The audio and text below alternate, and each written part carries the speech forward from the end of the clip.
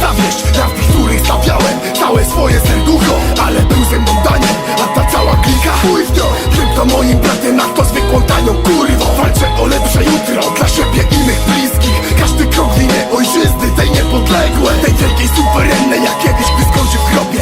Powiedzą szczerym słowem, on zostawił coś po sobie. Po pierwsze nie dla sławy, a po drugie nie dla forsy. Nagrywanie przez układy, każdy z procederów obcy. Wersy w imię wielkiej Polski, które płyną prosto z serca. Bóg, honor, ojczyzna, biały orzeł, a nie reszka. Nieistotna reszta, ważna tylko prawda, ta, która wykręta i poznania jest warta. Biało-czerwony sztandar, uniesiony w górze. Ja zostawię coś po sobie w hołdzie słowiańskiej kulturze. To dla ciebie te słowa, dla ciebie i dla ciebie. Byś odstawił w końcu towar, wstał, uwierzył w siebie. Mam własny intelekt, mam własną ojczyznę, obowiązki, więc nie wierzę w jakąś tam irlandzką wizję. Jeśli chodzi o system struktury rządzących partii, za swą masę zniszczeń robią z nas kozłów ofiar. Przeklęci kolaboranci, ja za hasłem NSZ pójdę aż po życia krew. Śmierć wrogom ojczyzny, śmierć. To kolejny z serca tekst o tym, że kocham cię Polsko, kocham cię mocno, najmocniej na świecie. Kiedyś przeproszę swe dziecię, bo to dla mnie bardzo ważne. I to jedyną kobietę, że cię ukochałem bardziej. To dla ciebie walczę